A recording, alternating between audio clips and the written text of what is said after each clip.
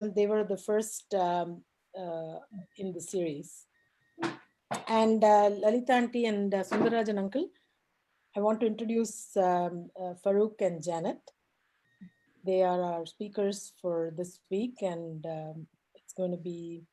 So who is Swara? Hina, can you please turn on your video? Hina, Anish is there. I see Sudarshan and my friend over there, Sami. Sudarshan, can you turn it around a little bit? No, that Just is give me a second. He's on the phone, so he can't turn it. Yeah, he can. Oh, he can. Okay. Okay. Hey, Sami, how are you? Good. Hi, Sami. Medha, Yukta, can you turn around your video? Turn your video to landscape. Hi, Kumudanti. Hi, Kumudanti. She was, so, okay, once she turns on, I'll introduce Kumudanti. Hi, Kumudanti. So Dr. Kumud Vaidya was our second speaker. Oh, good. Yeah. She, she was a practicing physician. She's retired now, and she's from Pune. Actually, you will have a common point because Farrokh has been in Pune. In Pune, so, yes. So Yes. I think, I guess, should we begin, Angela? Yeah, or? Angela, yes. Let's You just want to go go? ahead. Or You want to wait or what? we just went live on Facebook. Angela, are you able to see that? There is a problem with ID. Oh, really? What's happening? ID shows one digit is less on the ID number. Numbers. Oh, okay. I went back to www and then whole thing came. Okay. I wasn't able to sign up Oh, okay. because That's why probably. 6 is missing. Okay. Let me. You want to broadcast it again? Yeah. So high, this family had no choice but to call for help. They brought out a tactical vehicle. I was trying to go live. That's why I had my video off. They won't let me go live without, but I'm I went live. Yeah, thank you. I went live, I think. But I think what they were saying was there's something wrong with the ID. The Zoom ID. Zoom Well, ID. ID number is missing. Last number 6 is missing from ID. Then I went to HTTP. Yeah, did you guys find the same issue, Smita? Smita, Sudarshan, anybody? I had no problems. I You went to clicked- Angela's link. Oh, Angela's link, okay. I think, Jay, the one you posted in IAOK volunteers that has the number missing, the Facebook one was correct. Okay. So Kumudanti probably clicked the, okay. Oh, okay. So Facebook one, okay. Okay, then should be okay. 2019. Remember going to Tiffany's home. Can we? So the news item is playing. Everything is playing there. Sign झालीस? Just the beginning to a च- terrible बरं त्या आयडीच्या पुढे number 6 torque.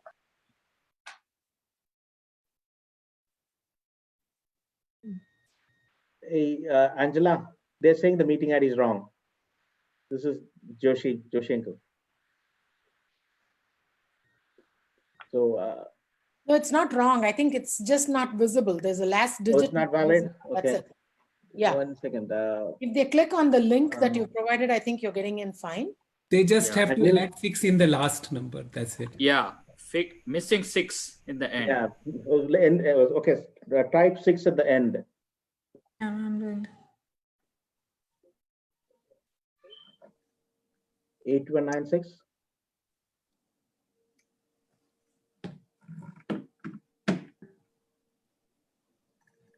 I interface with Farrokh and Janet pretty much on a very regular basis, but today I'm nervous actually because I'm going to talk to them in a different capacity altogether. I walk into Janet's office uninvited all the time and just go ahead, unsolicited, just talk a lot. So today, Tell them I'm nervous than them. I think, Angela, I think the poster we made The 8, so it's got only 819. Okay. It is 8196, right? Yeah. Maybe that's why. Okay. So what do we do? No, just There's Just nothing. make a click post on the here. link. Don't worry. Goes Yeah. on. Yeah. Okay. Uh, Okay. Yeah. I'll go. Keep yourself muted and help the people who are not getting in. That's all. That's Sure, it. sure, sure, sure. Okay. so, yeah. Okay. Yeah. Angela, you want to Thank go? you, Dr. Allen and Dr. Mistree, for agreeing. For us, this is our third session. So welcome from India Association of Oklahoma. I'm Angela. I've been part of India Association of Oklahoma for 2 years now, and I've been working with them. I'm really excited for the session here. So let me give you a small bio of these lovely couples here.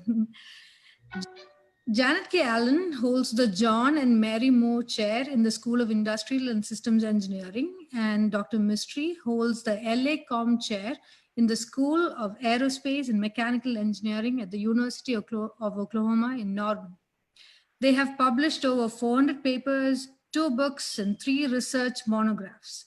Their research focus is on collaboratively defining the emerging frontier for the intelligent, decision-based realization of complex systems when the computational models are incomplete and inaccurate.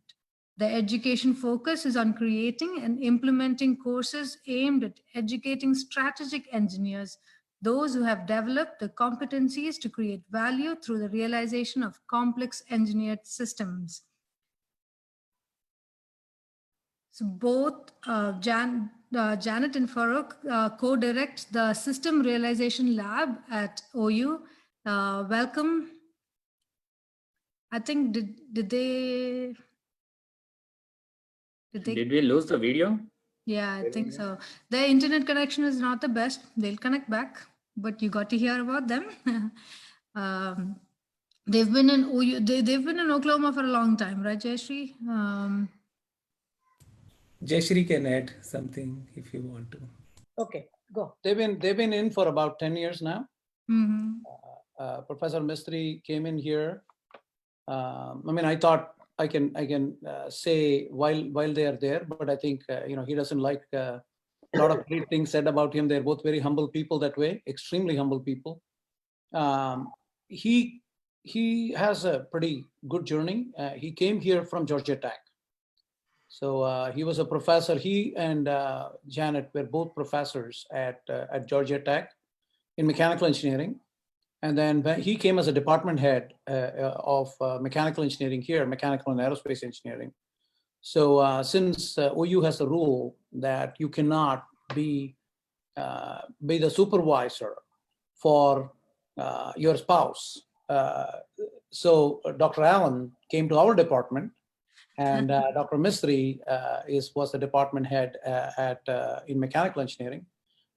They're both been mechanical engineering faculty for quite a while before that. So it's just, OU was very lucky to go and get them, and our students are very blessed.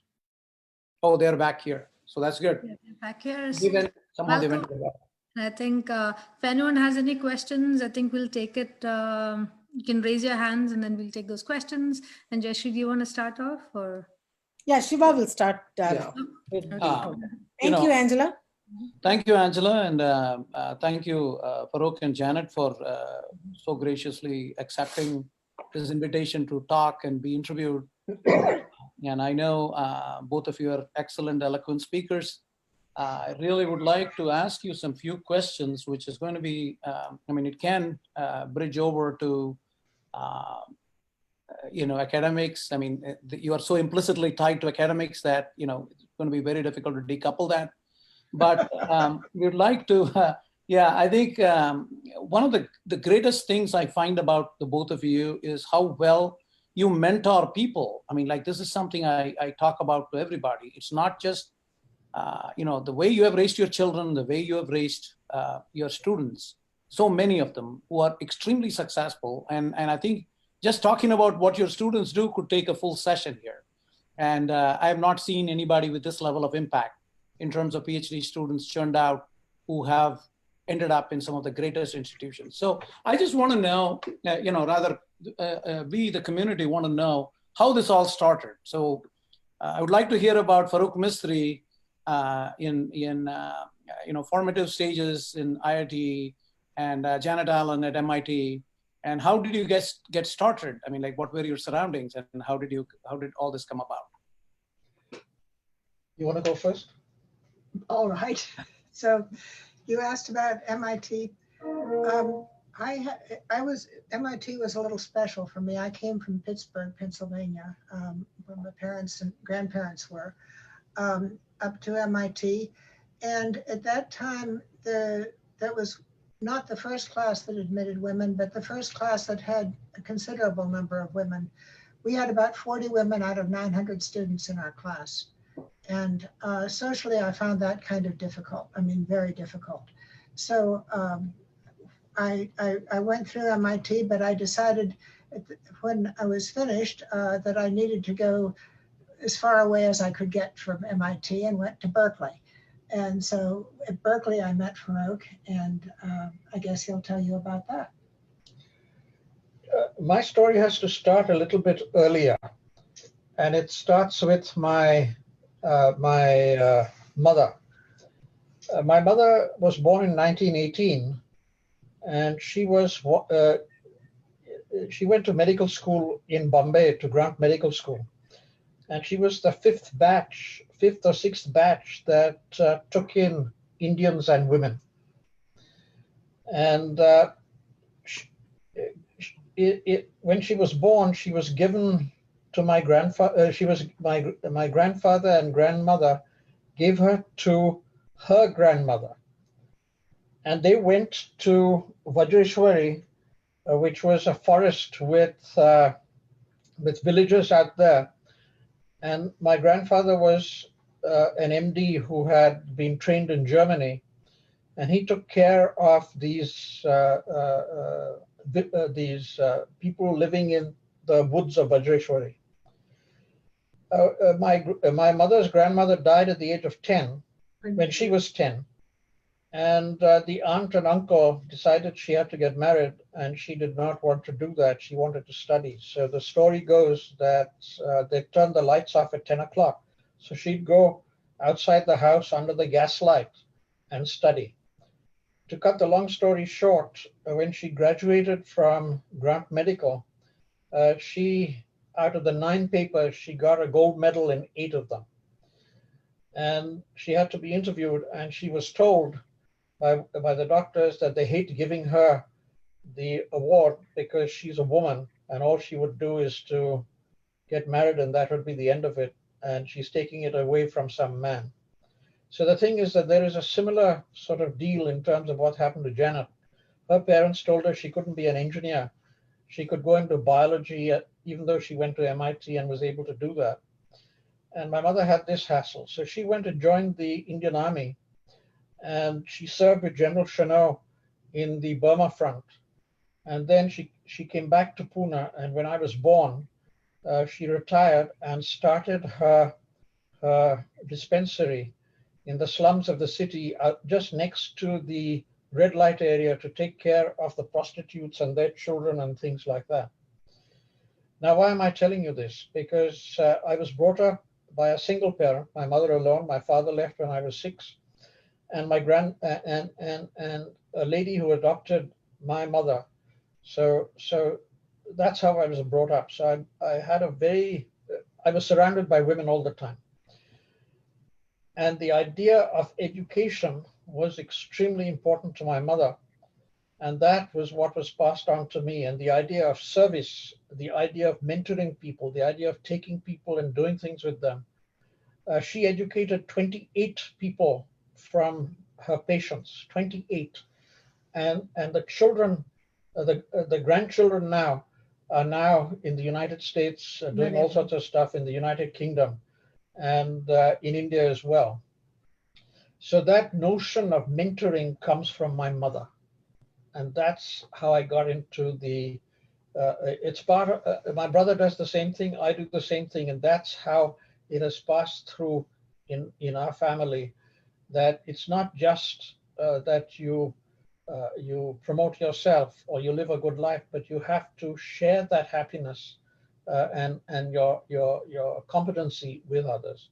This is also tied very intrinsically to Zoroastrianism, because in Zoroastrianism we are told that every person has something special, and it is our duty to share that specialty with other people. So for example, if a person can teach, that person shares that teaching with somebody else. If a person can cook, that person shares and shows somebody else how to cook. So the idea of sharing, the idea of investing in others, the idea of helping others grow is very intrinsic to that. So I ended up at IIT Kharagpur it was just a fluke. And the fluke was the following. At the age of 6, I was asked by my mother what I wanted to do. And I said I wanted to build submarines for the Indian Navy. Why that happened, I have no idea. But it was build submarines for the Indian Navy. And that was in the early 50s when everything was being bought from the United Kingdom. And there was no constructor corps or anything like that.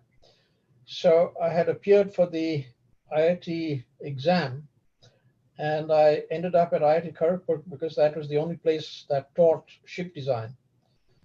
And I got involved in that, and I had a very active life at IIT Kharagpur. And as in those days, we had to do 1 year of service for the government, Indian government. So I went for the first 6 months of that training to the naval dockyards, and the next 6 months to Visakhapatnam. And I decided. Are you still there? Yeah. They want you to start the video. Yeah, I'm not starting the video, and I'll tell you why, because the bandwidth will kill me here. Right. But that's okay. That's okay. So I went back to IIT Kharagpur and said, this is horrible. I just can't join the Indian Navy because it wasn't my style. And so what could I do? So I was heavily involved in drama. I was heavily involved in debate. I was heavily involved in helping people study, telling them about all sorts of stuff. I was involved in writing. So I said, well, if you combined acting and drama and debating and stuff like that, and talking to people and teaching people, what is it? It means you have to be a professor. So to be a professor, I have to get a PhD. So that's how I came to Berkeley. So it's a long drawn out story, but that's what happened. At Berkeley, did you guys meet immediately, or is it kind of? I know that you were in different disciplines at Berkeley, weren't you? Yeah, he was in naval architecture and I was in biophysics. But Farrokh had missed a year because he was ill at IIT. And so I got to Berkeley a year before he did. And so I was there for some time. I stayed in what's called International House, where about half the residents were Americans and half were international students. And he decided he was going to stay in an International House also. And I met him. I happened to be walking out the. You played bridge with him. Well, just a minute. I was walking out the front door, when he and his friend arrived in a taxi. And so literally, when he walked into Berkeley, I met him the first time then. Oh, that's really awesome. Love on first sight. Yeah. Yeah, that's really great. You know, in terms of you know, from what I heard, right? I mean, this is for Farrokh actually. I've heard about the Zoroastrian community actually in India, the Parsi community. I mean, Bombay, where Jayashree and I were raised in Bombay, and one of the largest populations, possibly the largest population of Parsis in the world is in Bombay, India. And what I knew about the community was that almost all of them were very highly educated. Almost everybody I knew was very highly educated. And they were also extremely supportive of each other, to a point where you could not see a poor or a Parsi person begging on the streets. So this was like a very supportive community. So do you have any thoughts on that, Farrokh? The answer is yes. And this comes again from Zoroastrianism, where doing charity is extremely important. And so making money is a good thing, but making money and not sharing it and helping others is a bad thing. So the people who made money in the Zoroastrian community, like the Gigi boys, like the Tatars, like the Ready Moneys, they gave things to the community. So you have the Tata Institute of Fundamental Research, for example, the Indian Institute of Science. Air India was started by the Tatars. Godrej and Boyce, these companies, all these companies have the notion of profit sharing was just part of it, part of the culture. When Jamshedji Tata set up his company in the 1850s, he came along and he said that the company makes money from all Indians. Therefore, 40% of the money should be given back to the shareholders, and 60% should be given to something called Tata Sons. And Tata Sons would then give it to the rest of the population. So 60% of all the money that the 100 Tata companies make, and their profit is over $1 billion, 60% of that is given to charity. And that is tied to the Zoroastrian notion of making money, but then sharing it with others to make their lives better. That's really nice because I've been myself a recipient of much benevolence from the Parsi community, because I began my career working at Godrej and Boyce in Vikhroli in Bombay, and much of my family was connected with the Tata industry, like Tisco and Telco. Now, we kind of talked about your arrival in America. So were there any challenges that you guys faced in terms of you're moving into America, you're trying to kind of embrace the culture? It is different. All of us have experienced that in some sense. Was there anything? And so the question to Farrokh is, hey, how the adjustment, and to Janet is to try and adjust to an Indian way of life, or trying to embrace. And I mean, Janet knows so much about Zoroastrianism that it's she comes to the India Students Association in the traditional Parsi attire. So she embraced the culture so much, embraced the religion, embraced the way of life. So I would like to kind of hear both your perspectives on how you. Oh yeah, okay. I think they lost connection. Yeah. I think they live in Purcell. Yeah. So it's they live actually really off of the highway, right inside Purcell. So I think it is. So here's a question. I see a lot of. Jayashree, what they can do is they can call up the phone line through the phone line, and like audio will be through the phone, and then video can be through Zoom. Do we have a phone line? It's the same. It's on the Zoom line. There is phone in the Zoom that link we give. Yeah. Okay. The number is. Give me 1 second, Jay. Yeah, 1 second. But here's I see a lot of young kids over here. Oh, they're back. Sorry. I think we lost you. Is it possible for you all to connect over the phone so we don't yes have so much of interference with the. Yes. So how do I do that? Okay, we'll give you a number. Just a second. Okay. And can you email the number or something, or you? Yes. Okay. Yeah, Jay, do you have a Zoom phone number that they can call into? Yeah, 1 second.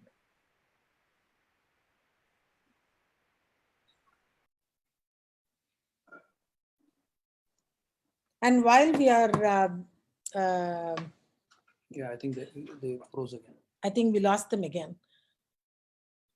I think we froze again. Jay, I guess if you send the link, the phone link, they can possibly just call. Just send them a.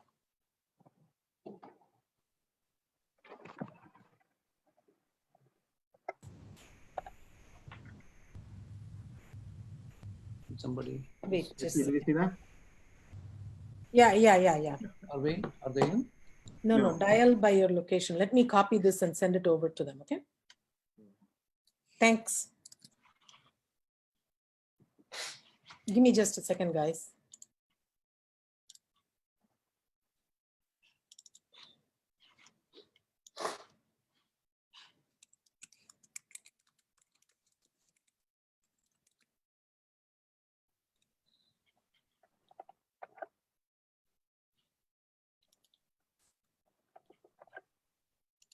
Okay. Thank you so much, everyone, for the patience. And yeah, I appreciate your a patience. lot of people are connected through Facebook too. I see that a lot of people are watching. We have some technical difficulties, but we'll be back soon. So while we are waiting, I would encourage, especially kids that are in this forum. So they are there. Okay. Okay. Give us the phone number though, if you can. Yeah, I think I sent you an email, but I'll tell you the phone number. Yeah, I got the email. Yeah, just Okay. now. Okay. So I think if we get disconnected, we can always come. I mean, so the questions were about challenges in embracing each other's culture, and also embracing America and trying to so let me start. Yeah, so let me start by telling you about embracing the United States. When I left, we were only allowed to take £1 and 10 shillings out of the country. Oh my.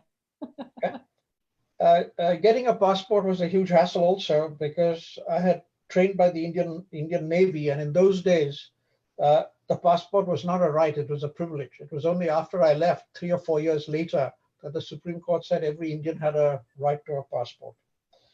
So my brother gave me some money in the United Kingdom. He was in the United Kingdom, and a friend of mine, he gave me some money in New York, and I came to Berkeley, taking a bus from New York to Richmond, California.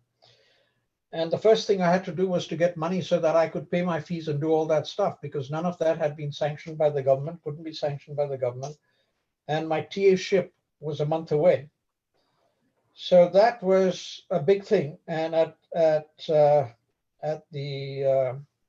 I house, no food was provided on Sunday night. That was a huge expense, incredible expense. The food itself was horrible for the following reason. There was too much meat. And you had rice with no curry or anything like that. So I had to take ketchup and chili sauce and stuff like that and make my own curry to put on the rice. And there were 2 ladies who loved meat. So as I would go through the line, unlike what happens this day, you can take as much as you want from wherever it is. I would get the meat, and these ladies would be behind me, and I'd give them my meat. And we give them the rice. Rice and other things. So that was one. The second thing that I had to get used to. The third thing I had to get used to was a tea bag. I had never seen a tea bag in my life. So the first time I sat down, I tore the tea bag open and put the tea in the tea bag. And it was horrible. And all these people sitting around me laughed and said, "What are you doing?" So I said, "Well, I'm making myself a cup of tea." And I looked for the strainer. There was no strainer or anything like that. So those were some of the adjustments that I had to make. I remember the adjustment that when we were walking along, about 6 weeks after we met, walking along the street, he looked carefully and stepped out almost in front of a car, because he obviously had looked in the wrong direction. And I saw him just almost dead there. It was a bad experience. It was a Volkswagen that came about 8 inches or 9 inches from my legs. They screeched to a halt, and Janet was there pulling me back and stuff like that. So I had to get used to these things. So, and the biggest thing I had to get used to was the mode of education. That was mind-boggling, and I don't think I ever really got used to that because there it was. So that's my nutshell, Jenna. So you came to the US and then you left US to go to Australia, if I'm correct. Yeah. Before you came back again, correct? Yeah. So the reason for that was the following. when I left India, I spoke to my professors that I wanted to be a professor. So they said they'd never hire me as a professor. Your grandmother too. My grandmother said the same thing. I came to the United States and I said I wanted to be a professor, and all my professors said, no way, you don't have it in you to be a professor. Okay. So when I finished my PhD, they got me a job at Conoco. When I finished my master's, they got me a job at Conoco. They said, no PhD for you. So I said, no, I must get a PhD. So they said, okay, we'll do it. Then when I finished my PhD, they got me a job at Exxon or something like that. And they said, we are not going to recommend you for a faculty position. So the only thing that came up was a position in Australia as a postdoc. So I said, okay, to hell with it. If I can't get a faculty position or a research position or a postdoc here, I'm going to Australia. So I went off to Australia. And everybody was very surprised because in those days, a green card was very important. You'll never get a green card. This wouldn't happen. I said, who cares?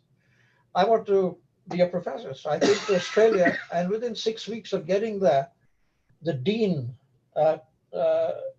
said, you want to be a professor? So I said, yes, okay. And he worked out an academic position for me. And there it was. So that's what happened. That's why I went to Australia. Then I came back to the United States, got married, and Janet came to Australia. And she came along and said, if you want kids, we have to move back to the United States. Take it or leave it. So I said, okay, I'll move back to you with you to the United States. So we came to Houston. So Janet, did you live in Australia for a long time along with Farrokh, or was 6 it years. very short? I was there for 6 years. 6 years, okay. So Yeah. it wasn't, the ultimatum didn't happen for 6 years. We agreed to go for 2 years, right? And So were the children born? in Houston. Oh, they were born in Houston. So tell us about your children, Janet. I mean, they are both so accomplished. So you've met both of our kids. Dinsha is the older one, and Behram is 16 months younger. So we were fortunate that Farrokh's mother came and lived with us for 20 years while they were young and helped us educate them, which, was a blessing for us. It was really very, very fine. But anyhow, to get back to the children, both of them ended up at MIT, although Dinsha, the older one, looked at us and said he never would be an engineer. And so he's not. He's went into political science. He did well, got a PhD at Princeton, and now is teaching at Stanford in the law school. Behram said engineering was okay, but he insisted on computer science, electrical engineering after finishing MIT, and so he went to Stanford. And he's now in a startup in Palo Alto, and both are happy, and they're living about 2 miles apart, which we're very, very fortunate to have going on. So both of them, they're very different in nature. And the elder one, we put into a private school, which is extremely left-wing. So there were no grades. It was virtually homeschooling, one-on-one schooling. So the smallest class was 2 students, the largest class was 10 students. And the teacher would tell them what to do and what to do and stuff like that. The youngster was extremely competitive, but he'd only do enough to get to the top and then goof off. So we put him in a public school that was heavy in science and mathematics, with something like 1,200 students. And he finished his valedictorian out there and with a National Merit Scholarship as well. Both ended up at MIT. The elder fellow wrote in his essay, he said, hey, guess what?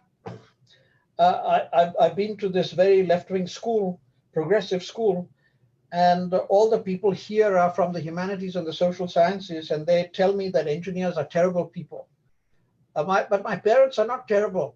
I want to come to MIT so that I can bridge the gap between the humanities, social sciences, and engineering. So he got in. Our younger son said in his letter, he said, I want to do pure mathematics. I don't want to do anything applied. If you're interested in me to do pure mathematics alone that has no application, I'm interested.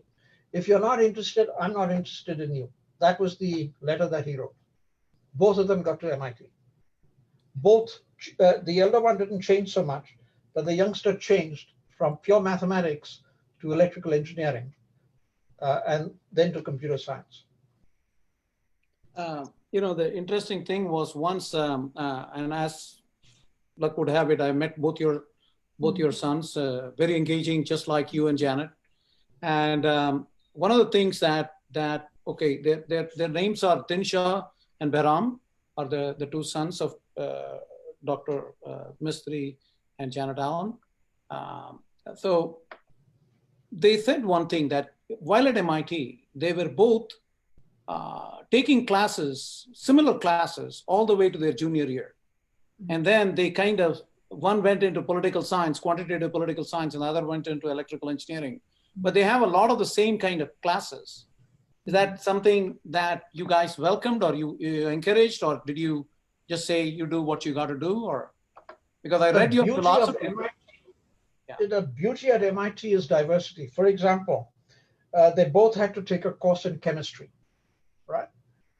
But the chemistry course was taught in two different ways. One was anchored in calculus and mathematics. So our youngest son took that. The other was anchored in materials and glass blowing and stuff like that. So our elder son took the chemistry class that was anchored in blowing glass and stuff like that to understand what the structure is and things like that. Our younger son took this course that is anchored in mathematics. MIT is mind-boggling. It is absolutely mind-boggling. At the same year that our elder son got to MIT, our niece, who grew up with us, she did her high school with us, and then she got into Georgia Tech. Now, Georgia Tech is no school to sniff at, but we could see the difference in the quality of education that our son got at MIT to the quality of education that we provided at Georgia Tech. Huge difference. For example, at MIT, our elder son got into a course where they taught him how to order food, how to eat with a knife and fork, how to get Korean food, Chinese food, eat with chopsticks. And they had people like Kofi Annan, Bill Clinton come and talk to them about the world. Where are you going to get that? I mean, that's absolutely mind-boggling. Our youngest son, as an undergraduate, he teamed up with 5 or 6 other students, and they were given $25,000, $50,000 to come up with a robot and space and everything to do it. And then they brought in investors and people like that to mentor them and stuff like that. Undergraduates, $50,000. Where are you going to get that? So my advice to parents here is that for your children, let them aspire to the top school that they can go to, even at the undergraduate level. There is an idea here saying, we'll keep them here, we'll send them to some local school because we don't have to pay. And hey, guess what? Then we'll send them to graduate school somewhere else. If they're able to get into MIT, if they're able to get into Princeton, if they're able to get into Yale, let them go. Take the loan if it's necessary. We had to pay everything. We didn't get any scholarship or anything for them. It's absolutely worth it.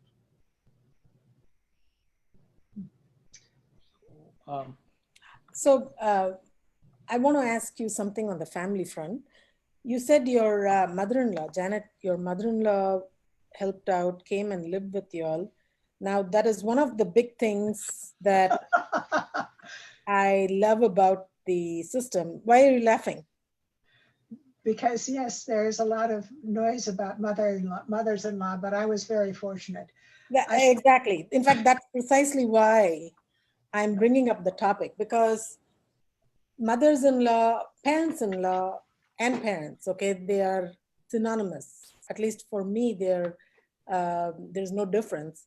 And I have been blessed and given the opportunity to take care of my mother-in-law even for a few years, even though it was for a few years only. But I want to ask you, the positive impact that grandparents have on the kids, especially the amount of experience they bring in, and it's a win-win situation over there. Can you talk about that? Certainly, I will talk about this, but first I should tell you a little bit about her.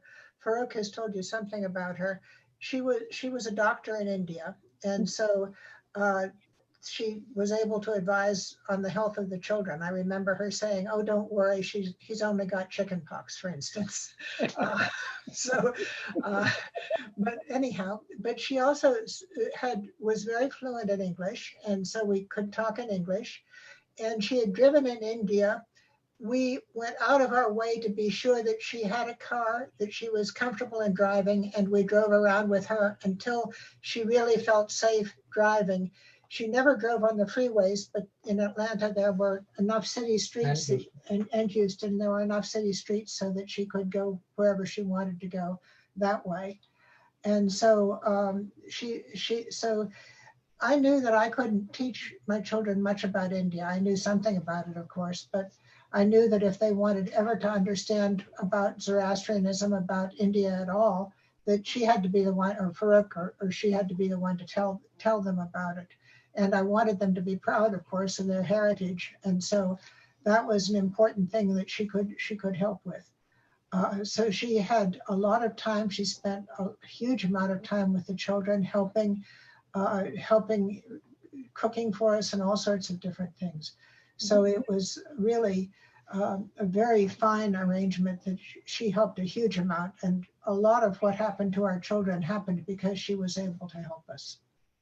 I totally agree. I think kids benefit quite a bit from grandparents staying with them. And of course, in our house, the situation was where our kids also helped take care of grandma when the need arose. It was two ways. So yes, the boys helped her around. I mean, she sometimes couldn't walk very well, so they would help her up the stairs and things. Yes. So that was now the other interesting question is, how did you make sure that the kids both got equal amount of immersion into both religions, languages, and everything? Here's the story. Our way of bringing up kids is to help them reason for themselves. That is the very important part of it. So our focus was always to give them an experience and then get them to reflect on the experience and learn. So in other words, they would learn how to make their own decisions as they grew up. And so the two children have grown up totally different. They've become totally different. For example, our elder son is totally committed to India. He goes to India twice and thrice a year. He is working with a nonprofit called Freedom English Academy. The man has made, he's a Delhi IIT alum. He's made millions of dollars, and he spends $4 million a year teaching 26,000 children, street children, English every day. 26,000. Right now, because of the coronavirus, he's feeding 15,000 children every day, 15,000. And our son goes out there and works with him in creating the curriculum for the English people, for the English courses, supervising the faculty, showing them ways in which improving their training and stuff like that. He also takes students from Stanford to India on a regular basis. Our younger son wants to have nothing to do with India. So the issue here is that both have the same upbringing, both have the same opportunities, but one went one way, the other went the other way, and both of them are equally acceptable to us. And they're good friends. They're good friends. We say, okay, that's how you are, fine. Now that comes from my mother. The idea is that you have to help the child grow into his or her personality. You are not going to live your life through your child. Your child has to live his or her life as he or she wants to do it, and we are there to support the child. We'll give you one example. We are totally against sororities and fraternities. So when our younger son got to MIT, he was courted by fraternities. And he wrote an essay and he got the top prize because he was good at English, and he got $5,000. So he was invited to the fraternity deal, and he knew that we didn't like the fraternity. So we said, okay, you write down all the pluses. Now throughout, when they were little, we'd get them to write down all the pluses, all the minuses. We would then look at the pluses, minuses, add pluses and minuses to them, and then say that you have to make a decision by saying, I've taken these pluses into account, these minuses into account, and weighing these two things, this is my decision. And we would then support that decision. Our younger son went through that process, and he came back and said, Papa, Mama, I've done these pluses, I've done these minuses, I've thought about these pluses and these minuses. I have decided not to join the fraternity. So there is this trust. You have to trust the children to arrive at. Now, had he said he was going to the fraternity, we would have said, okay, we're going to support you. But he had that faith that we would support him. And we mentioned a few things that he hadn't considered in the pluses and minuses also. But we did the same thing with our niece. For example, she wanted to go out on a date. this And was we when worked she was younger. when she was younger. So we worked out all the pluses, all the minuses. We came out and said, all right, you can go out on this date. And she understood what we were willing to do and able to do and stuff along those lines. So one thing I would like to tell the audience is the density of PhDs in Farrokh and Janet's life is just far too much. Farrokh's brother is a PhD. Janet is a legacy. Her dad and she and her children, everybody went to MIT. What about and their then impact? and then the amount of impact that their nieces and nephews and everybody I know has like a PhD in their house. And I think the spouses have PhDs or medical doctors too, right? So I think of their children. So I think the impact that they have made is just immense. The influence that they have had and the amount of students that they have mentored. So I would like to have one full session talking about mentoring and mentoring styles. This is if I can think of Janet and Farrokh, the first thing that comes to my mind is mentor. And I think that is their biggest legacy is going to be that. So we would like to do one session dedicated to that, but I would like to, at the present time, open the floor for questions. And I would like for all of you to kind of formulate your thoughts and just ask questions, because these are the two of the most knowledgeable people I have ever seen. That's being very generous. I'm putting this on in case we get knocked off, we'll come back again. Okay. Okay, so Srija, I know your daughter is very interested in, is Srija here? Yes, I'm here. Yeah. Yeah. So your older one is interested in like trying to figure out about the right fit of colleges and things, right? I mean, if there is anything she wants to ask. Okay. Yeah, I'll tell her today she's in class, so that's why she couldn't come. So she told me to log in. Okay. Yeah. Thank you so much, Jayshree, for considering. No problem. I think, a lot of you here have young children and you are thinking about various things. And I think, I don't know whether, Jay, you shared the article of child raising by Janet and Farrokh. They have shared an article, which is kind of not a very long article, just 2 pages, and it makes for fantastic reading. And, and the thing is, a lot of people write about these kind of things. And this first thing I told Jayshree was, whatever Janet and Farrokh say or write, they actually believe in it 100%. They don't just say things there is not a trite or a trite value or a cliche made for the made for the sake of it. It'll always something that they believe in very strongly. And so that's why I think the community can benefit a lot by asking these questions. I mean, I know that, we'll have two opportunities, one today and one later, but I would like somebody to start asking questions of their own. Sure. I see Chandrika, Angela, all the people that are, Actually, Chandrika, weren't you in the same department? No. No? Chandrika was in computer science. Computer science, okay. Vivek was in civil engineering. Okay. Yeah. Yeah, I'm waiting You're for muted. if no one else Angela. has, then I would like to ask questions.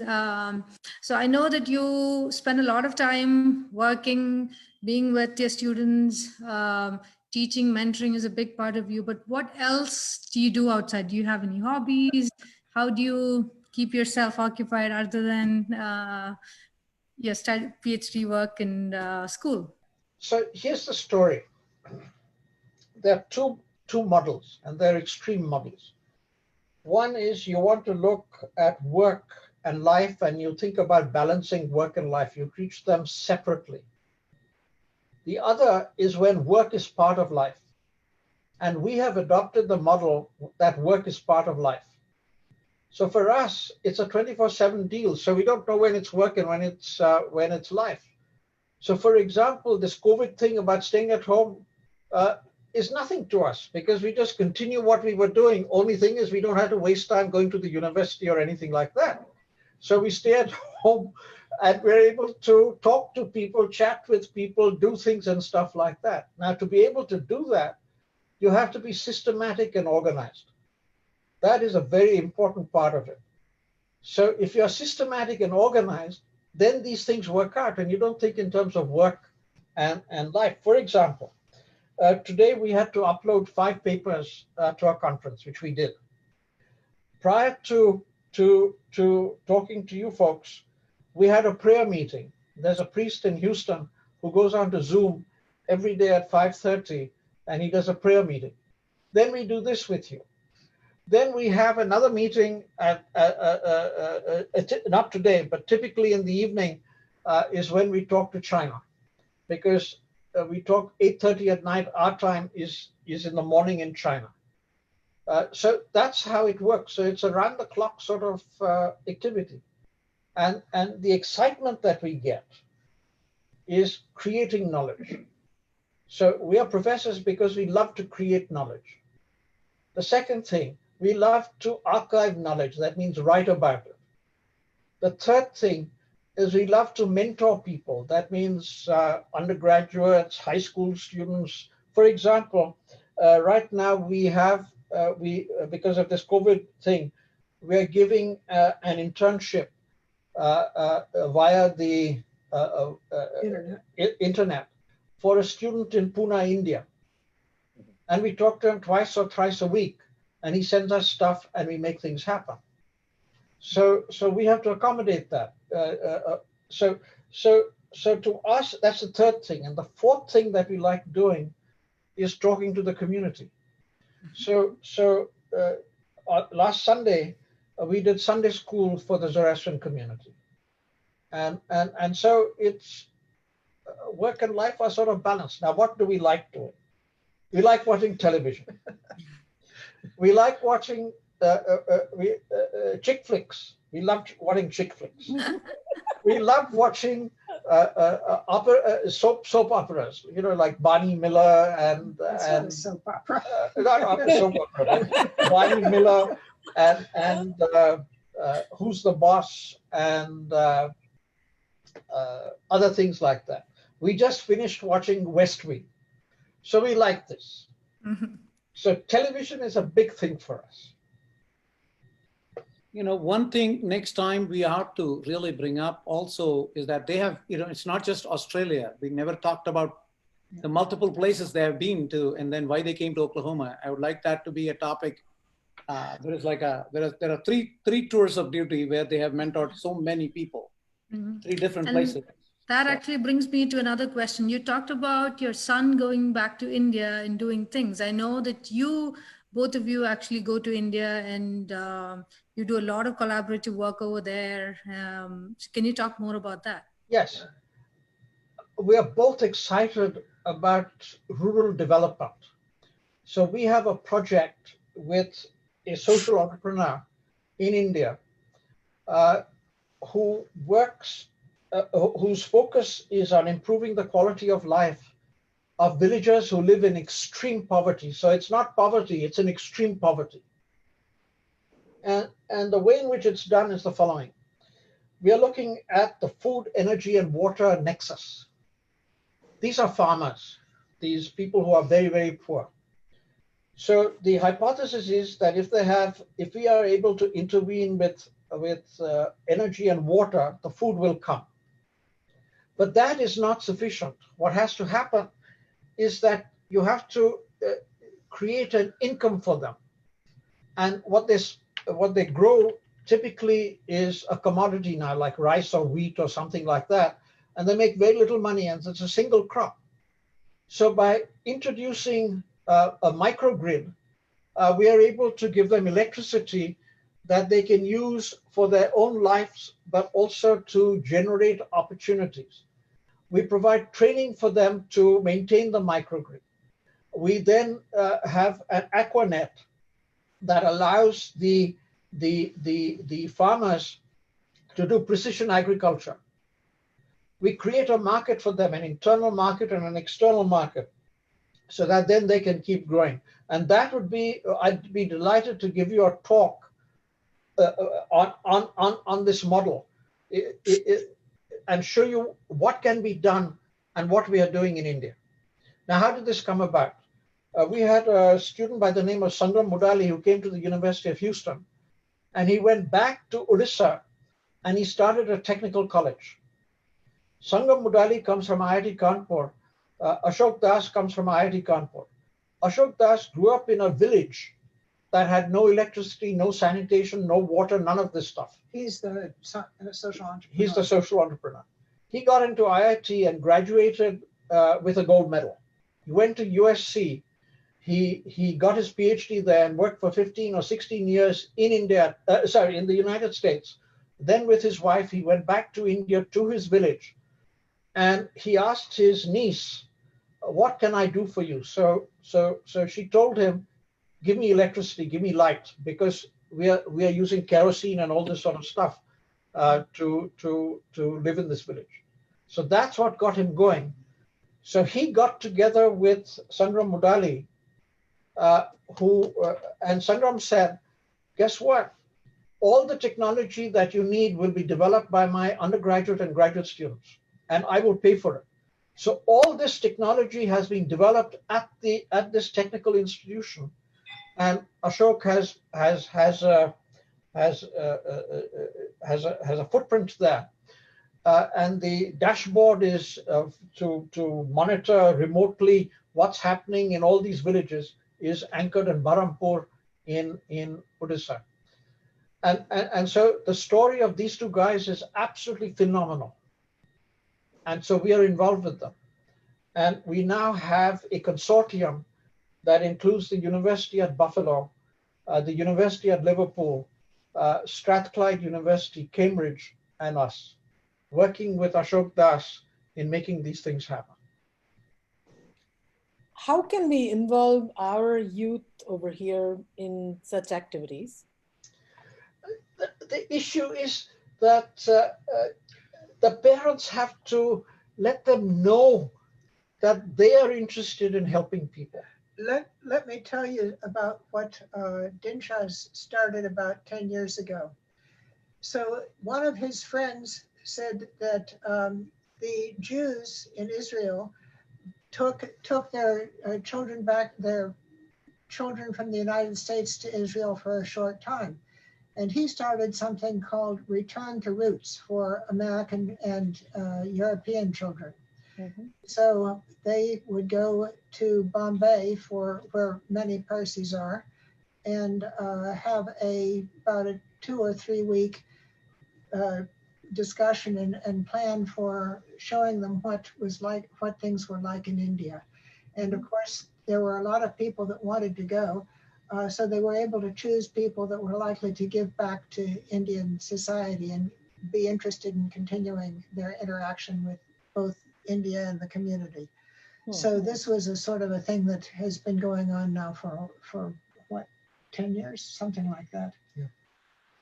So, but it comes from the parents. If the parents show, like my mother, she went and invested in these children, very poor children, and 28 of them, and they're doing extremely well. That has rubbed off on both my brother and me. So we're doing the same thing.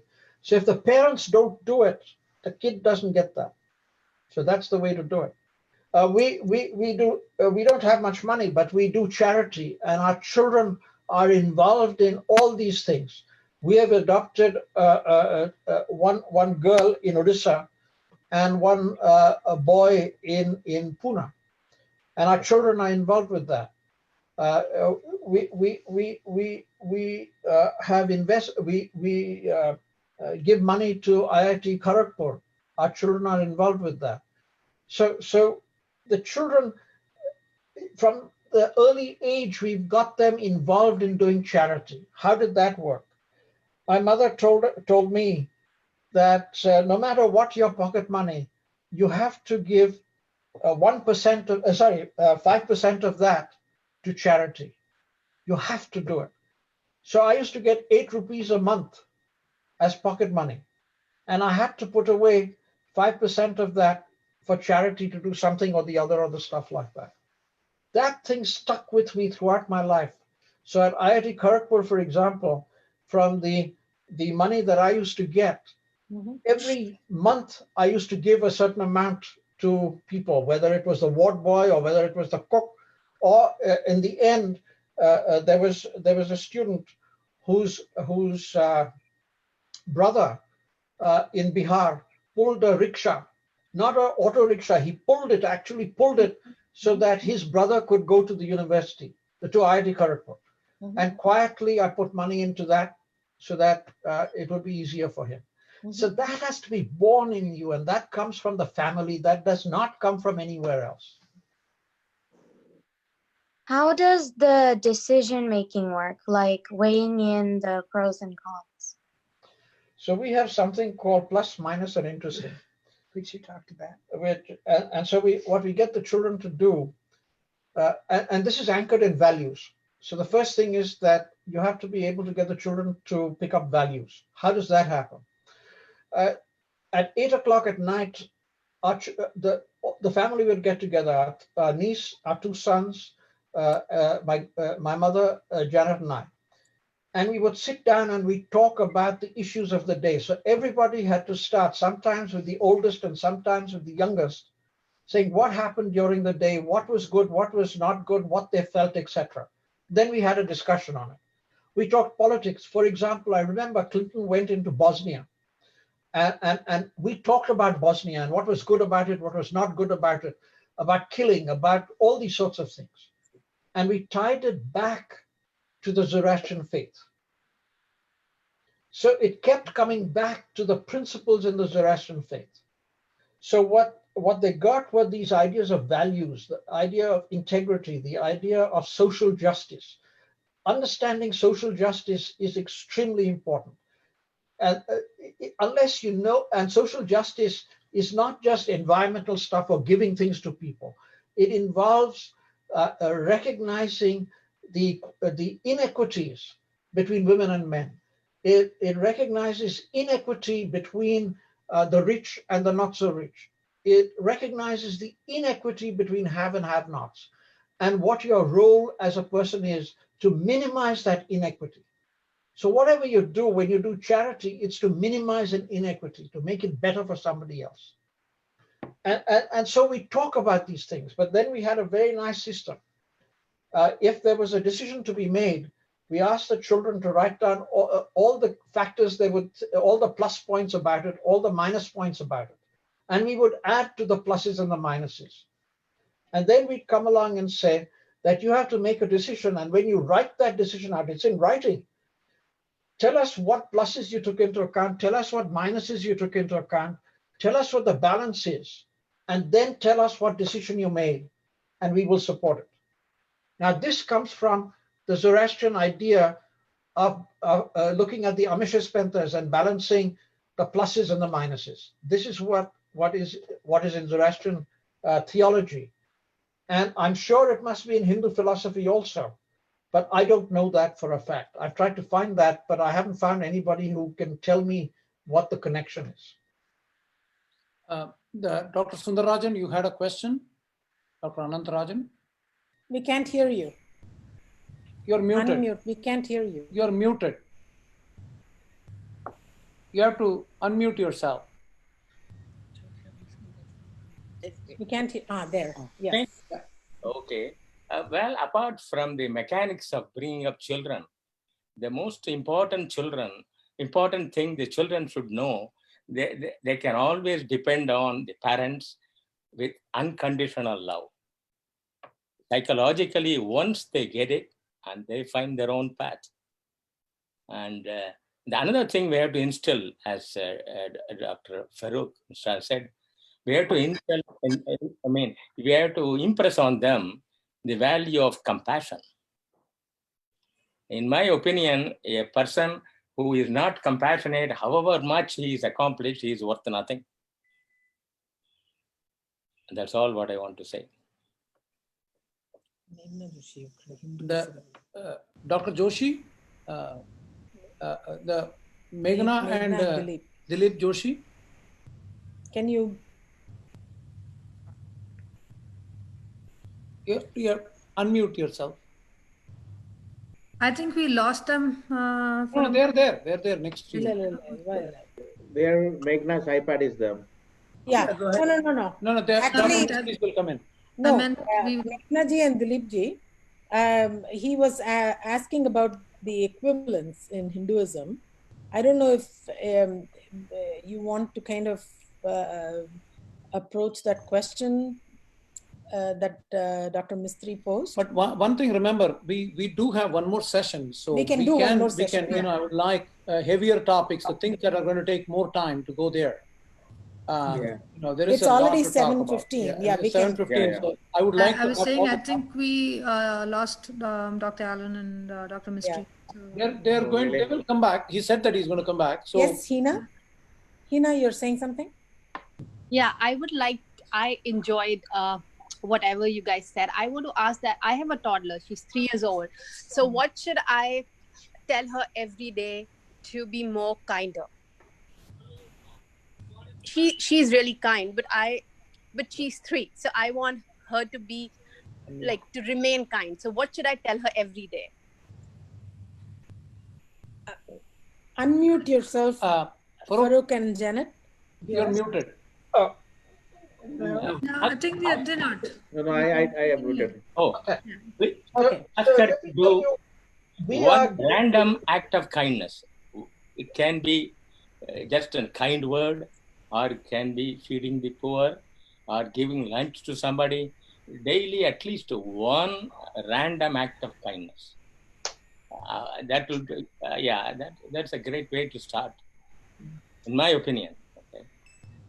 I agree. So you're right, but this is where we come from. We start with a thought, then the word, and then the deed. So it is in that way that the concept of kindness gets embodied in the human being. If it's just an act, that does not necessarily get internalized by the individual. So for example, Panchantattva, right? We have made stories out of Panchantattva that we've talked to our children. For example, there is the story about the crocodile going across the river with the monkey on him. So we tell that story, and then we get the child to say what was good about it, what was bad about it, what was kind about it, what was not kind about it. How would that story change? So I'm a great believer in the Panchantattva. I have the copies, I have all that stuff, and I use those stories, or some of those stories. So in the Zoroastrian community, there's something called the Shahnameh. Those stories are horrible because they talk about cutting off people's ears, killing people, all this sort of stuff. So I tell the story, and I then get the child to think along these lines and ask, how would you have been kind in this? How would you do such and such? How would you do such and such? So use take fairy tales. They are gruesome. The one about the Hansel and Gretel, where they want to put the child into the fire. I mean, you tell the story and then you draw principles out of it. So we use all these books that people have come up with and fairy tales and stuff like that. Little Red Riding Hood. These were things that we grew up with. Now, there must be similar sorts of things that you could use. So using stories for a 3-year-old are phenomenal. Okay, doctor, I have a question. Yeah. Go ahead. Ilish? Okay. Yeah, I'm welcome to India Association of Oklahoma. I'm the past president of India Association of Oklahoma. And the question is, today's youth generation, they are too selective about doing the social service. What would you like to tell them that, you know, when you do the service, to me, when you do the service, the only thing in your mind you should have is just to do good to the others. You don't have to be selective in service, like, you know, if you have to clean a restroom or if you have to pick up a garbage or something, you know, you have to. So what is your thought so that, you know, today's youth generation take it positively? So let me tell you, our approach is to empower people. So as far as I'm concerned, our younger son, for example, who I told you is not interested in India, he goes out every week to help an old man in his garden. We didn't ask him, he just does it. He says that someone was helping us, so that he felt that he owed someone help. Mm-hmm. So if the child has gone out without this idea of service, it's too late. It has to start with parents, and not parents saying you must do this, but empowering the child to want to do it. Anil? Anil, you had a question? Yeah, I think Kumud auntie wanted to ask. So I saw that. Yeah, yes. Kumud auntie? About his childhood. He said he grew up in Pune. And what was his experience about growing up in Pune, living where you were living? Which part of Pune you were? My mother bought a house near Bun Garden on Boat Club Road. And I first went to St. Mary's and then I went to Bishop School. So I grew up, and from Bishop School, I went straight to IIT. I did senior Cambridge and went straight to IIT Kharagpur. Okay. So which school did you go to? I was in BJ Medical School. Is that right? Okay, so you did your medical school in BJ Medical School, and there we had quite a few students from Parsi area, so yes. we were familiar with it. Right. Then you were talking about your grandmother who had a dispensary somewhere. No, my mother. My mother. Okay. Her story is very interesting. She joined the British Army as a MD, as a medical person. And she then was deputed to the American Army, to the Air Force actually, with General Chennault. So this Burma thing was taking place. Okay. And out there, she volunteered to deal with the Black Americans. Mm-hmm. And the Black Americans called her Angel, because they were not being treated or anything like that. So when she'd come, they'd call her Angel. Mm-hmm. Then when the war was over, she was relocated to the Indian Air Force in Pune. Mm-hmm. And she was deputed to work with the Australian sappers and miners who were still there. These were the people who went and put bombs and all sorts of stuff all over the place. And so she worked with the Indian Air Force and the Australian Sappers and Miners. And so when I was born, she decided to leave the military and start her own thing. And the way she got around was she had a motorbike with a sidecar. And she used to wear a sari, and she'd get onto the motorbikes. Some man would come and kickstart the motorbike, because in those days there was no automatic starter or anything like that. And she'd go off on this motorbike all over the place. I remember seeing those. One of our professor in our college was like that. He and his wife used to come like that. Yes, but my mother wrote she didn't have money for a car at that time, so she had this motorbike, a Royal Enfield. Yeah. So she used to go out to the villages and things when her patients needed her to in this thing. Right, and she practiced somewhere. She had a dispensary near.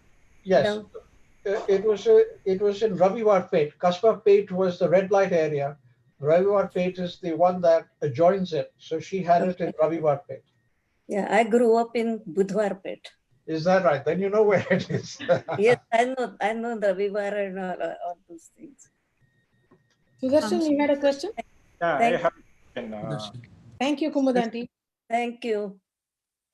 I have a question. Since you are an accomplished scientist, I want to know how you balance religion and science. Let me tell you, it's very easy.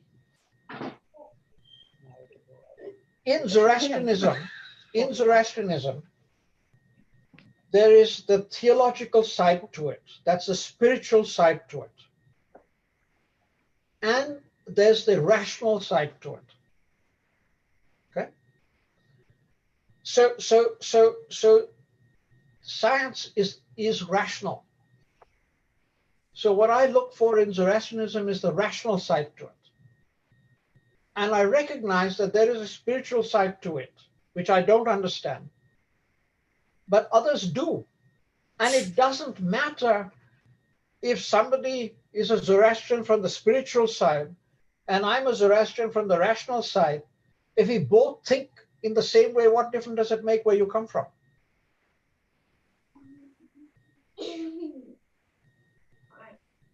That's actually so it's not a thing that bothers me. Yeah, I'm very comfortable with who I am, where I am, how I'm thinking. I'm able to communicate with my wife emotionally or otherwise.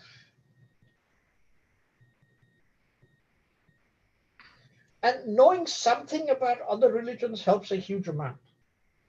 Because when you really get down to it, and knowing something about philosophy, when you really get down to it, all religions teach good thoughts, good words, and good deeds. All. I think we lost them again. I think so, yes. Yeah. But that's actually that topic that Sudarshan brought up is a really good topic because yeah, we encounter this all the time in Vikas and everywhere. So yeah. In fact, I think Lalita Mami also had a question. I don't see her anymore on the. Did she also drop off? I think she. It will be interesting to hear how they actually manage conflicts if they had any religious views. But I think they're back here. Janet and Farrokh. I think we've lost them. I think they'll be back. Oh, well, let them come back one more time. Maybe we'll conclude. It's 7:23. Yeah. And I mean, if we want to, we can continue this as episode number 4. Yeah. Okay. So maybe we'll conclude once they get back online so that we have like a nice closure to this whole thing. But all in all, I think it was quite an invigorating. Exactly. Does anyone else have any questions? In the meantime, maybe we can. Sridhar has a question, I think. Right? Actually, make sure. Well, one question I had was I heard that the corporate social responsibility in US, it was modeled after Tata's. I just wanted to check if he knew about it. But anyways, I mean, Parsi community being a small community in India, I mean, they have produced one of the most successful and influential people in India. It's really amazing, impressive. Yeah, extremely philanthropic, and Yeah. they're back. They're back. I think Mike is. It's muted right now. Okay. Where Yeah. are they? Who did you say? Who were you? No, they're not muted. Yeah, they're on. Yes, Farrokh? Anil was saying somebody in India. Oh, No, it's Sridhar was. Oh, that, Go on, that Sridhar. was me. Namaste, Farrokh ji. Namaste. Yeah, I was just telling, the Parsi community is a relative small community, but they have produced some of the most influential and successful people in India. And coming to philanthropy, they did a lot in India. So one question I had is I heard the corporate social responsibility in the companies now in US. I heard that it was modeled after Tatas. That So is I was correct. just curious about that. Oh, it's correct? That is Oh, correct. The BJP government in 2013 came out with the Corporate Social Responsibility Act. Okay. All right. There's a hole in the act. What they have not been able to come through and say is this is what corporate social responsibility is all about. So, for example, the Tatas, a company like Tatas, went out and said, well, we are going to give solar lanterns to all these people living in extreme poverty. After 6 months, the solar lanterns were finished. Right. Other people came along and said, aha, we are going to build toilets for people. There's no running water. The toilets are now used as godowns. Yeah. Okay? So a systems approach was not taken. We have learnt this. And Sanmoksha has developed a philosophical approach to development anchored in the Sustainable Development Goals, the UN 17 goals. But they start with goal number 8, which means start with livelihood first. Given the livelihood, then you empower them to make more money. Then you provide the means for them to grow crops or to provide a service so that they're able to sell their services and make more money. This is called the Magrapatta example. In Pune, there's Hadapsar. There was Dr. Kumudi, you would remember Hadapsar. Hadapsar was a agricultural place. We'd go there in the 50s, and my mother would buy lettuce and tomatoes and stuff like that. The Magrapatta farmers had 60 acres of land, and now Magrapatta is a technological hub in Pune. Garoda is another one. So the Magrapatta farmers came along, and developers went out there and said, we'll pay you this much money, give us the 60 acres of land and stuff like that. The farmers thought about it and said, no, we are going to form a co-op. And what has happened is that you have to give the landowners jobs in development. So they kept 20 acres or something like that as open land. And around that, they got buildings to be built. And so the farmers and their wives who were illiterate became Hadgadi people and stuff like that to take the things, dig holes, do all that stuff, carry the bricks, all that sort of stuff. Their children were sent to school, technical school. They came back as carpenters and electricians and stuff like that. Their children were sent to Pune University. And now they've got BCom, stuff like that. And the Magrapatta cooperative is being run by the grandchildren or the great-grandchildren who are educated and making things happen. That's the model that we are looking at. It is generational. It is not in one generation, everything is going to be fixed. It's generational. And what has to happen here, just like with your children, with a child, you have to earn the child's trust. And the child has to earn your trust. And that is a very important thing. That's a very delicate balance. So when we go to the villages, we have to earn the trust of the villagers. Why? And in 2018, I visited a village called Chotki. Not Chotki. Next to IIT Kharagpur, there was a village. I visited that. The moment we showed up, the people came along and said, Sarkari, you have to give me this money, you have to give me this money, you have to give me this, you have to do this for me, this for me. They had become used to the idea of government people coming and giving them things, taking a photograph and going away. That's what had happened to these folks. So that is not what's going to deal with long-term sustainable development or anything like that. What we have to do is to earn the trust. So the way this works is that's in San Moksha, there's a lady by the name of Ayushi. She goes and spends 6 weeks with the village people, comes to understand, sometimes even more than that. The latest village, Kudgaon, she spent 3 months out there with the villagers, understanding what they want, thinking about what it is that they need, and then coming up and working out a plan where the villagers are willing to accept this. Let me give you an example about what has happened in some of the other villages in India. A microgrid was put in by an NGO. The priest in that village came along and told the people that a microgrid captures the sun and we are insulting the sun. So they all went and broke the microgrid. Okay, that's the level of poverty. That's the level of thinking that is there. And we have to work with this to make it happen. There's a village in Uttar Pradesh where San Moksha went. The water is about is a kilometer away. So the girls and the women had to go and bring all the water to the village. So an obvious thing with a microgrid is to put in a pump to bring the village to the center of the water. Bring the water to the center of the village. The men folks said, no, we want our women to do this. We want our own thing. Right? What do? Another village. This is the village of Chotki. I visited the village of Chotki. In the village of Chotki, there's one road for touchable people and the other road for untouchables. It's at a right angle like that. At the middle, there is the temple. That temple is put up by the untouchable people.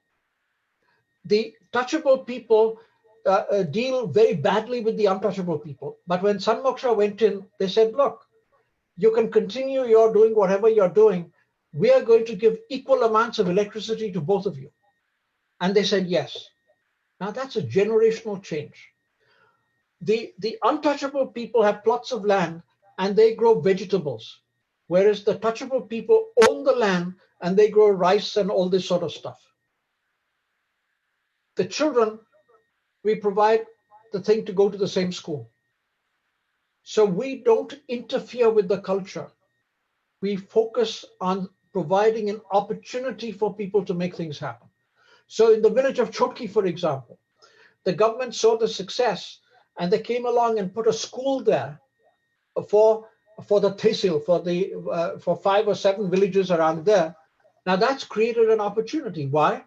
Because these children come from villages that are 5 and 7 kilometers away. So now there's a need for a tuk-tuk to bring the child in and take them back and stuff like that. So now people are making money by going around in a tuk-tuk. So you see, it's that sort of stuff that we have to do to make things happen. Now, the success story of this village thing is one of the children of Chotki had gone out. He came back as the principal of the school. So the villagers or whoever it is donated the land, he built the house, and the electricity is given to him free.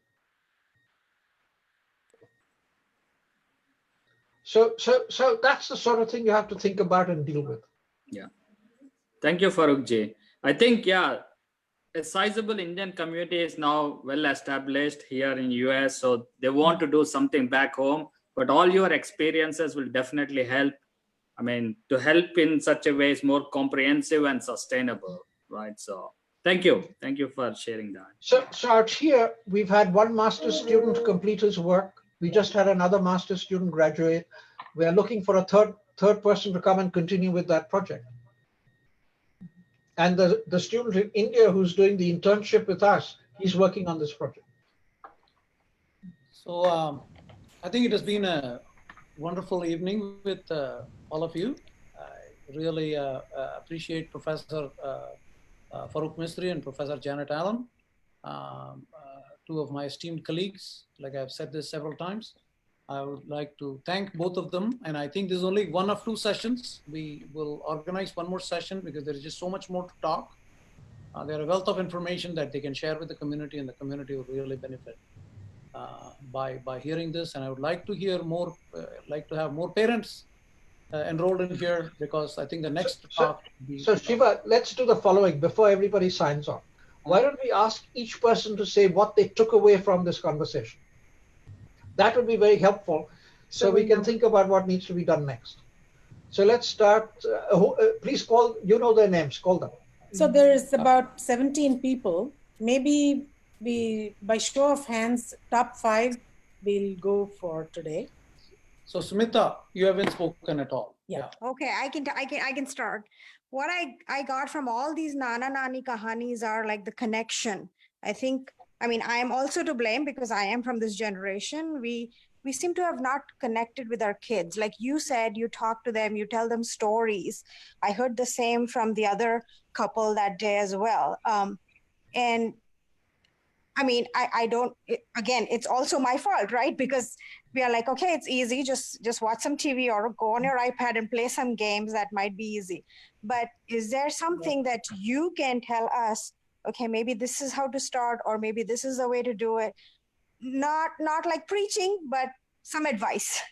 So what we can do next time is to tell you how we did it, and then you can take whatever you want. Sure. I think that that's helps. Thank you. Interesting topic to talk about the influence of social media, TV, iPad, all the screen time that the kids get these days versus how things were before, and how do you think parents can manage all this? All right, we can tell you that. Anybody? Chandrika, Raki. Who else? Hina. Yeah. Go ahead, Hina. I would like to know that how to empower kids more efficiently.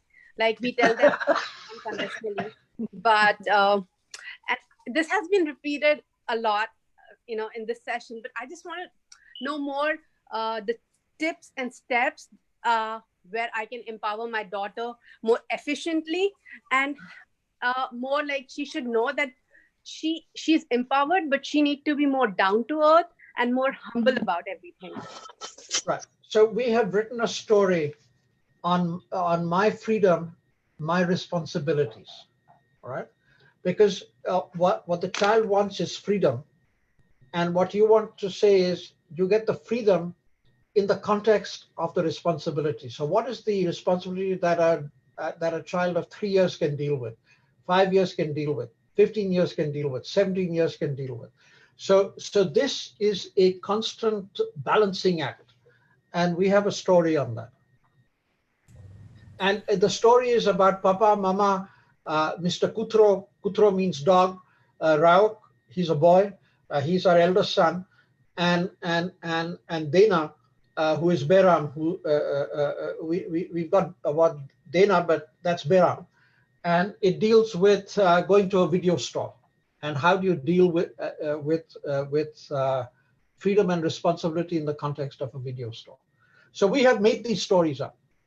I mean, this is an actual thing that happened in our family, and so we've written the story up, and we then use that to teach Sunday school. Thank you. So I would just add, because you asked what is the biggest takeaway from this. I think the biggest takeaway for me is how you make the kids make their own decisions, especially writing pluses and minuses. I think it's a great way. And I think I'm trying to implement that and see where I get. Excellent. Be ready for pushback. And let me tell you, to make this happen, we've also done it. So we used to sit down with them and say, we have to decide this. We're going on a vacation, or we're going to a movie. What should we be doing? Let me give you an example. We used to go out as a family for a meal. I hate Italian food. Our youngest son hated Indian food. My mother loved Indian food. My wife loved Indian food and something else. Our niece wanted something else. how did they all come together? So we'd write down the pluses, minuses, and stuff like that. So the way it worked out in our family was when I traveled, they went to an Italian place. When we went to other places, from time to time, the kids would say, Nana likes Indian food. We haven't been to an Indian place. Let's go out and make that happen. So they recognized this business.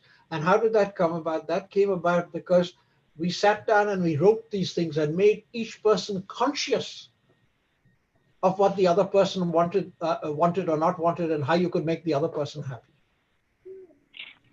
And this again is, we have a story on that. Not quite this one, but it's similar. Thank you. Okay. Okay. I think this has been a very, very inspiring and healthy. Chandrika asking a question? Oh, Chandrika, you have a question? Or can we go for the next session? I have taken like 3 things. One is the mention of telco. My mom is from telco, so it's a good feeling to hear from this corner of this part of the world to that connection. And then second one is to send kids to best undergrad schools if it's possible. Take loans and send them. It's a good tip. And then the last one is how to show kindness is by being kind yourself. Teach kids, they try to imitate your parents. So but just be kind and then they'll turn out to be kind. But you have to talk about it. If you don't talk about it, it doesn't register. You can't expect the child to register and say, oh, my mother was kind about it. You have to talk about it because that's how it gets registered in their minds. The principle registers with their mind. Otherwise, they say, oh, she just threw money away.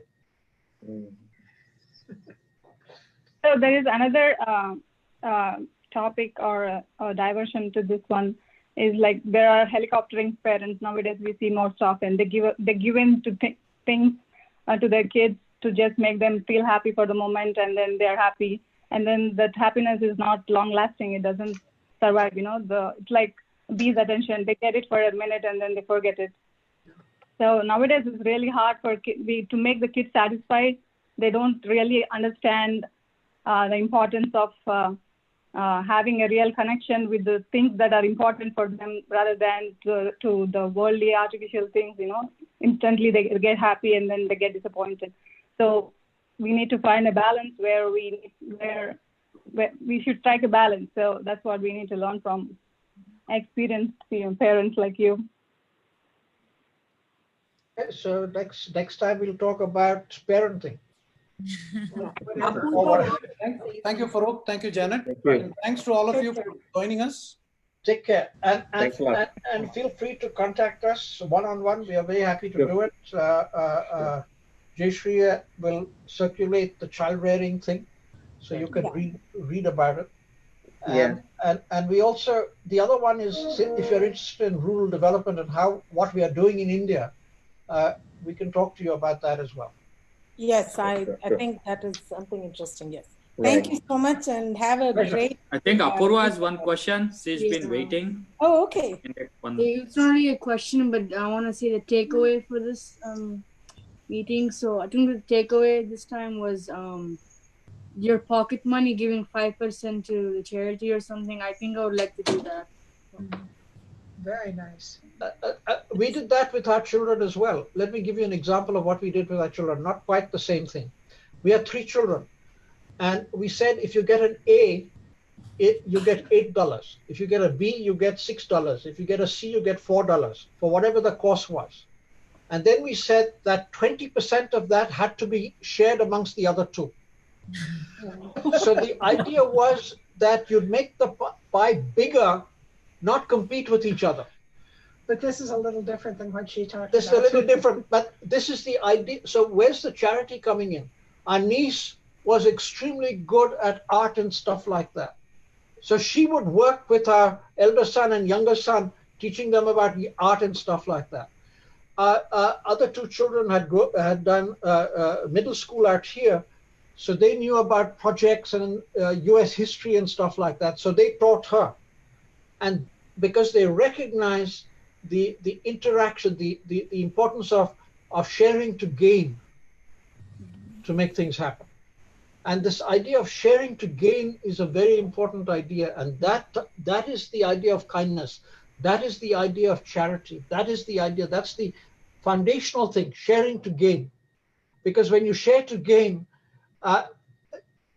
you gain yourself and you give somebody else something to gain as well. That's a wonderful idea. Okay. Good night, everybody, and have a fantastic weekend. We'll meet up again next week.